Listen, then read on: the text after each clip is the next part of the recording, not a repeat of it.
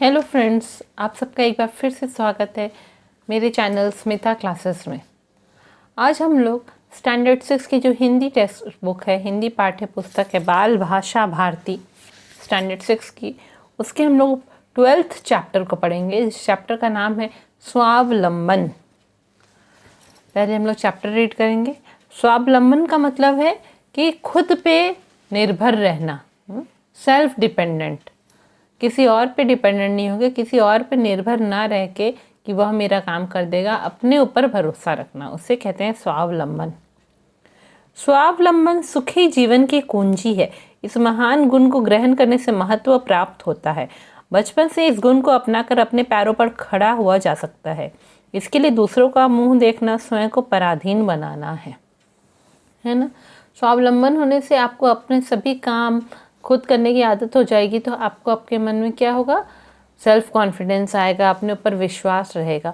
वहीं आप दूसरों पे निर्भर रहेंगे कि वह काम कर दे, तो आप पराधीन हो जाएंगे, आप उसके गुलाम बन के रह जाएंगे, आपकी स्वतंत्रता कम हो जाएगी, आपको उसके ऊपर डिपेंड होना पड़ेगा। संसार का कोई मनुष्य ऐसा नहीं है जिसके मन में अपनी मंजिल तक पहुंचने की उत्सुकता ना हो। हाँ, हमें अपनी मंजिल पर तो अवश्य पहुंचना ही चाहिए, पर मंजिल पर पहुंचना कोई आसान काम नहीं है। इसके लिए मनुष्य को एड़ी चोटी का जोर लगाना पड़ता है। इस कठिन और महान कार्य को पूरा करने के लिए स्वावलंबन संजीवनी बूटी के समान है, जो हमें सफलता के सोपान पर चढ़ने की प्रेरणा देती है। 2 शब्दों के योग से बना हुआ यह छोटा सा शब्द बहुत ही महत्वपूर्ण संदेश देता है कि अपने कार्य को हमें स्वयं ही करने के लिए तत्पर रहना चाहिए। जो हमेशा दूसरों का मुंह ताकते हैं वे कभी सफलता प्राप्त नहीं कर सकते हैं। ठीक है, तो जो है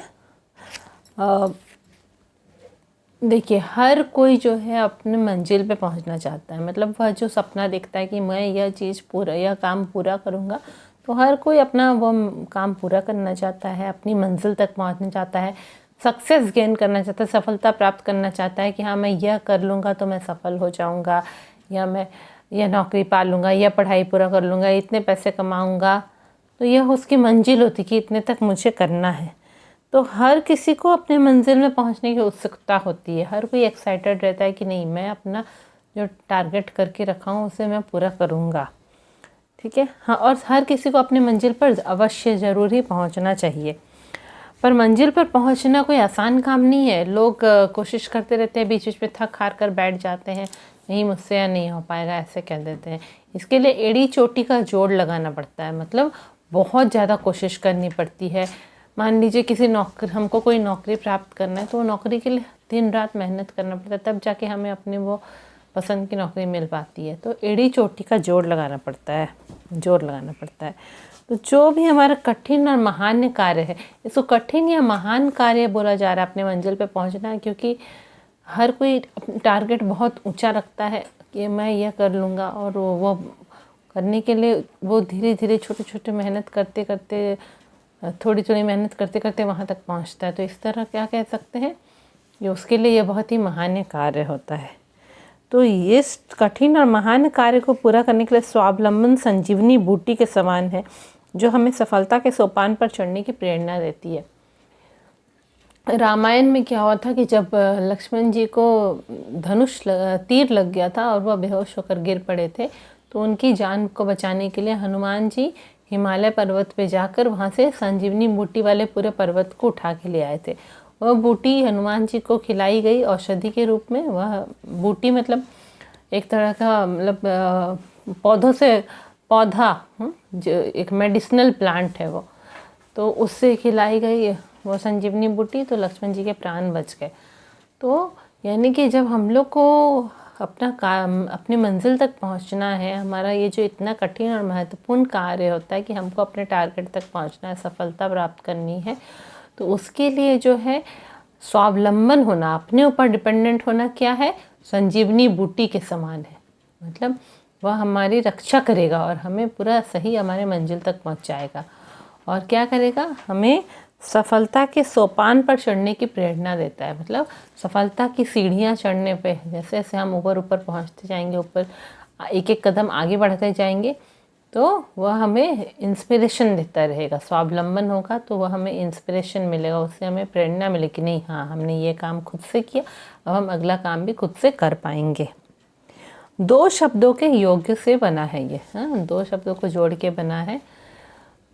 स्वावलंबन शब्द जो है वो 2 शब्दों को जोड़ के बना है। तो ये महत्वपूर्ण संदेश क्या देता है, क्या मैसेज देता है हमको कि अपने कार्य को हमें स्वयं करने के लिए ही तत्पर रहना चाहिए। मतलब हमारा अपना जो काम है उसे हमें खुद ही करना चाहिए, उसके लिए हमें दूसरों पर निर्भर नहीं रहना चाहिए कि वह हमारे लिए यह काम कर देगा। जो हमेशा दूसरों का मुंह ताकते हैं, जैसे मान लीजिए हमें एक कोई चिट्ठी लिखनी है, हम सोचेंगे नहीं यह मेरा बड़ा भाई लिख देगा, तो हमें इंतज़ार करना होगा उसको कब फुर्सत होगा, वह कब लिखने को इच्छा होगी उसकी, वह तैयार कब होगा तब वह लिखेगा। तो दूसरों का मुंह ताकना पड़ता है, मतलब दूसरों के लिए हमें वेट करना पड़ता है, तब जाके हमारा वह काम पूरा होता है। दूसरों को हमको बहुत रिक्वेस्ट करना पड़ता है, और ऐसा करने से हमें कभी सफलता प्राप्त नहीं होगी। क्यों? क्योंकि मेरे लिए ये चिट्ठी आज ही भेजनी ज़रूरी थी, पर मैं उस आदमी के इंतज़ार में हूँ कि वह कब लिख दे। इस तरह 2-3 दिन बीत जाएंगे तो मेरी सफलता का समय ख़त्म होते जा रहा है ना। एक बार एक चिड़िया ने एक खेत में अपना घोंसला बनाया और अपने 4 छोटे छोटे बच्चों के साथ वहां सुखपूर्वक रहने लगी। उसके बच्चों के अभी पंख भी नहीं निकले थे। चिड़िया प्रतिदिन सुबह दाने की खोज में घोंसले से निकल पड़ती और शाम को दाना लेकर लौटती। बच्चे खुश होकर खाते थे। इस प्रकार सारा परिवार आनंद से जीवन व्यतीत कर रहा था। पर एक दिन जब चिड़िया माँ लौटी तो सब बच्चे सहमे हुए थे। माँ के दिलासा देने पर उन्होंने बताया कि आज दिन में खेत का स्वामी किसान आया था। वह कह रहा था खेत की फसल पक गई है, 2-4 दिन में दूसरे किसानों की मदद से फसल काटने की तैयारी करेंगे। उनकी बात सुनकर माँ ने बच्चों को साहस बंधाया। डरने की कोई बात नहीं, किसान अभी खेत नहीं काटेगा। एक खेत था जहाँ पे फसल उगी हुई थी, ठीक है। तो वह फसल में क्या हुआ था, एक चिड़िया ने अपना घोंसला बनाया। फसल के बीच घने पौधे होते हैं ना, पौधों के बीच जगह रहता है, तो वहाँ पे एक चिड़िया ने अपना घोंसला बनाया था। उसमें उसके छोटे छोटे बच्चे उसने दिए थे, अंडों से बच्चे निकले थे। वो बच्चे इतने छोटे थे कि उनके पंख भी अभी नहीं निकले थे। और चिड़िया रोज़ सुबह उड़ के जाती थी, उनके लिए दाना लाती थी। दाना मतलब जो भी फूड ग्रेन्स खाते हैं चिड़िया लोग, चाहे चावल हो कि कुछ भी हो, कीड़े मकोड़े, वह उनके लिए लेके आती थी और शाम को बच्चे को खिलाती थी। बच्चे बड़े खुशी खुशी रहते थे। बच्चे थोड़े बड़े हो गए थे, इधर उधर फुदकते थे और सब कौन आ रहा है जा रहा है खेत में यह भी जान पाते थे। एक दिन जब चिड़िया शाम को लौटी तो बच्चे सहमे हुए थे, बहुत डरे हुए थे। और उन बच्चों ने बताया कि आज जो इस खेत का जो स्वामी है, मतलब इस खेत का जो ओनर है, इस फील्ड्स का ओनर जो है स्वामी, वह आया था। वह कह रहा था कि अरे मेरे खेतों की फसल तो पक गई है, हाँ क्रॉप्स मैच्योर हो गए हैं, राइप हो गए हैं, इन्हें अब हार्वेस्ट करना चाहिए, इन्हें अब काट देना चाहिए। तो मैं कुछ लोगों को बुलाऊंगा जो इस फसल को काटने में मदद करेंगे। हाँ, मैं दूसरे किसानों को बुलाऊंगा 2-4 दिनों में, वो फसल को काटने में मदद करेंगे। इसीलिए यही बात सुनकर बच्चे डरे हुए थे कि कहीं ये सारी फसल कट गई तो हमारा घोंसला टूट जाएगा, हम कहाँ रहेंगे। पर चिड़िया समझदार थी, उसने कहा चिंता की कोई बात नहीं है, अभी तो कुछ दिनों तक किसान खेत नहीं काटेगा। हाँ, कुछ दिनों तक फसल वह नहीं काटेगा। 1 सप्ताह बीत गया। किसान अपने बेटे के साथ फिर एक दिन आया और खेत देखकर बोला, बेटा देखो फसल पक चुकी है, कल सुबह आकर इसे काट लेना चाहिए, अब देर करना ठीक नहीं है। ठीक है। शाम को यह समाचार देते हुए बच्चे आतंकित थे। उस दिन चिड़िया को झटका लगा, वह रात भर सोचती रही। चिड़िया अगले दिन सूर्य निकलते ही अपने बच्चों को लेकर खेत छोड़कर पास के एक पेड़ पर चली गई। अब वह समझ गई थी कि किसान अब बिना किसी दूसरे की सहायता के लिए अपना काम स्वयं करने के लिए तैयार हो गया। अतः अब काम के टलने की संभावना नहीं रही। हम अपने छोटे छोटे कामों के लिए भी दूसरे का मुंह ताकते हैं और काम पूरा न होने पर दूसरों को दोष देते हैं। यह प्रवृत्ति हमारे अपने लिए ही घातक है। हमें आप काज महाकाज की नीति का पल्ला नहीं छोड़ना चाहिए। ऐसे करते करते 1 सप्ताह बीत गया। किसान दूसरे किसानों को लेके नहीं आ पाया फसल काटने के लिए। फिर जो है एक दिन फिर चिड़िया जब शाम को लौटी तो बच्चे आतंकित थे, बच्चे पूरी तरह से डरे हुए थे और वह कह रहे थे कि आज किसान फिर आया था अपने बेटे के साथ और बोला देखो फसल का पूरी तरह से पक गई है, अब हमें देर नहीं करनी चाहिए, कल हम आके इसे काट ही लेंगे, इस काम को और टालना नहीं चाहिए। यह सुनकर चिड़िया चिंता में पड़ गई। वह समझ गई कि अब किसान जो है वो खुद पे निर्भर हो गया, दूसरों पे निर्भर नहीं है। वह खुद सोच रहा है यह काम करने को, अतः वो यह काम जरूर ही कर लेगा। यह रात भर चिड़िया सोचती रही कि अब क्या किया जाए। सुबह सुबह उठ जैसे ही सूरज निकला, सुबह हुई, वह अपने बच्चों को लेके वो खेत से फुर से उड़ गई और पास के एक पेड़ में जाकर वहाँ पे आश्रय लिया। वहाँ रहने लगी अपने बच्चों के साथ, क्योंकि वह जान गई थी कि अब किसान जब खुद पे निर्भर है, स्वावलंबी हो गया है, तो वह ज़रूर ही खेत काट डालेगा। ठीक है, तो इसी तरह अपने छोटे छोटे कामों के लिए हम लोग कई बार दूसरों का मुंह ताकते, वो आएगा तो कर देगा, पर वो दूसरा आदमी आपके काम को इतना इम्पोर्टेंट समझता नहीं है।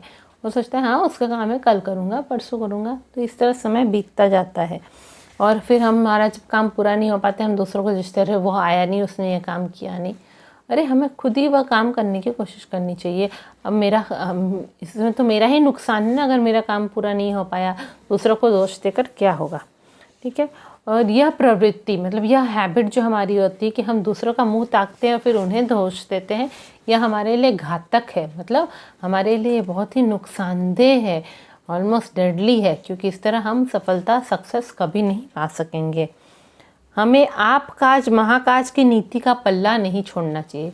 एक कहावत है, आप काज महाकाज, मतलब अपना काम जो है वह महान काम है, खुद करना चाहिए। अपना काम खुद करे तो वह आपके लिए महान काम हो जाएगा। इस नीति का मतलब यह जो रूल है, इस नीति का, इस नियम का पल्ला नहीं छोड़ना चाहिए। पल्ला होता है ना, साड़ी के आंचल को कहते हैं। तो हम लोग या उसको अगर नियम के रूप में कहेंगे तो किसी नियम को हम लोग मान के चलते हैं, तो इस नियम को हम लोग को छोड़ना नहीं चाहिए, इस नीति को, इस रूल को हमको छोड़ना नहीं चाहिए। आप काज महाकाज, अपना काम अपने आप करने से बहुत बड़ा काम होता है। एक बार एक सज्जन महात्मा गांधी से मिलने गए। संयोग से वे जो कुर्ता पहने हुए थे वह सामने से फटा हुआ था।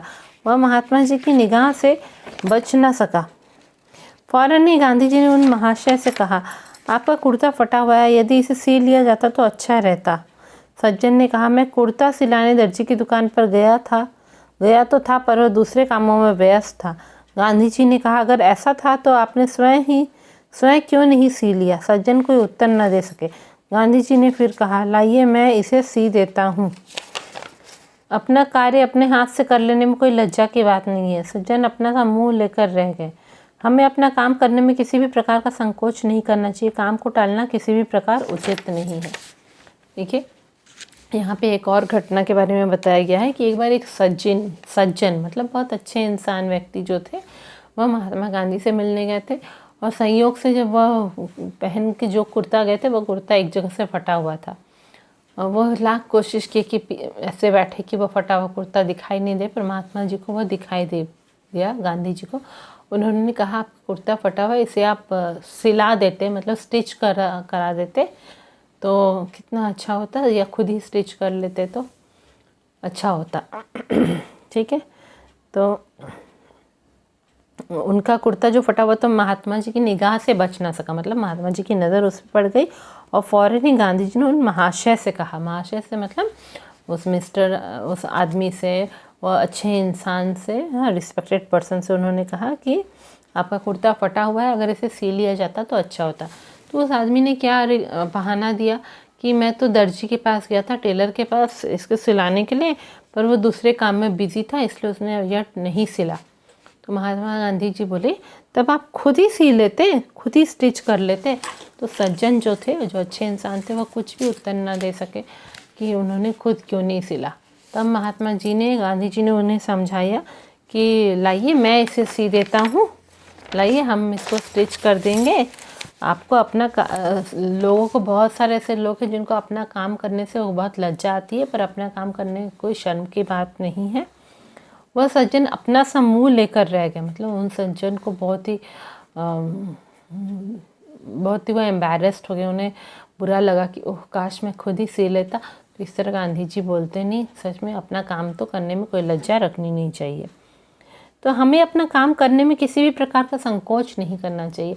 आज हमारा घर अगर बहुत धूल भरा पड़ा हुआ है और हम इंतज़ार करेंगे नहीं भाई आएगी वह साफ़ करेगी तो मैं क्या करूँ, तो यह करना ठीक नहीं है। हाँ, अपने काम करने में संकोच नहीं करना चाहिए कि मैं यह काम करूँगी तो छोटी बन जाऊँगी, ऐसा कभी सोचना नहीं चाहिए। और काम को टालना भी नहीं चाहिए कि नहीं आज नहीं कल करूँगी, यह भी ठीक नहीं है हमारे जीवन के लिए। वास्तव में स्वावलंबन एक ऐसा अस्त्र है जो असफलता रूपी शत्रु का वध कर देता है। अपने इस सच्चे मित्र को पहचानो, लक्ष्य तक पहुंचने में यही हमारा साथ देता है। यह न भूलो कि अपना हाथ जगन्नाथ होता है, भगवान भी उन्हीं की सहायता करते हैं जो अपनी सहायता स्वयं करते हैं। स्वावलंबन एक ऐसा अस्त्र है, मतलब स्वावलंबन जो है वह एक ऐसा वेपन है। अस्त्र एक तरह का हथियार है जो असफलता रूपी शत्रु का, हम लोग के जीवन में हमारा शत्रु, हमारा दुश्मन कौन है? हमारा असफल होना, हमारी असफलता ही हमारा दुश्मन है, हमारा शत्रु है। तो उस शत्रु का वही स्वावलंबन के हथियार द्वारा वध कर देना चाहिए। हाँ, असफलता वाला जो हमारा शत्रु है उस स्वावलंबन वाले हथियार से उसकी मृत्यु करा देनी चाहिए, मतलब उसे ख़त्म कर देना चाहिए। हम स्वावलंबी बनेंगे तो असफलता अपने आप हमारे जीवन से दूर हट जाएगी। अपने सच्चे मित्र को पहचानो। स्वावलंबी मनुष्य अपना ही सच्चा मित्र होता है। क्यों? क्योंकि उसका स्वावलंबन ही उसे मदद करता है अपना काम स्वयं जल्दी जल्दी करने के लिए। एक कहावत है, अपना हाथ जगन्नाथ होता है। देखिए, भगवान जगन्नाथ है जिनके अपने हाथ नहीं है, जिन्हें विश्वकर्मा जी बना रहे थे तो उनके हाथ को पूरा नहीं कर पाए थे वो बनाते वक्त। फिर भी वो जो स्वामी हैं भगवान है, वो जगन्नाथ जी हैं, उनके हाथ नहीं होते हुए पूरे तीनों लोगों के सभी मनुष्यों की वह रक्षा करते हैं। मतलब नहीं हाथ होते हुए भी वो सबकी रक्षा कर पाते हैं, क्योंकि वो खुद से सबकी रक्षा करना चाहते हैं। तो इसी तरह हमारे जो हाथ है वह जगन्नाथ के समान है कि हम अपने हाथों द्वारा सब कुछ कर सकते हैं, अपने जीवन को ठीक बना सकते हैं और हमारे लक्ष्य तक पहुँचने में, हमारे सक्सेसफुल डेस्टिनेशन तक पहुँचने में यह हमारा साथ देता है। भगवान, यह सब लोग जानते हैं, सब मुझसे भगवान मेरा यह काम पूरा कर दे, भगवान नहीं करते। आप अगर कोशिश करेंगे तो भगवान सहायता करते हैं, है ना। भगवान किसी की मदद करते हैं, मदद भी उनकी ही करते हैं जो अपना काम खुद से करते हैं। जो आलसी बैठे रहते हैं भगवान उनकी सहायता नहीं करते हैं। ठीक है, तो यह कहानी तो हमने पढ़ ली, बड़ी अच्छी कहानी थी और बहुत अच्छी अच्छी बातें हमने इससे सीखी है और इसे अपने जीवन में हमें पालन भी इसका करना चाहिए। आई होप आप लोग को लेसन पसंद आया। जल्दी हम नेक्स्ट वीडियो में मिलेंगे। Thank you.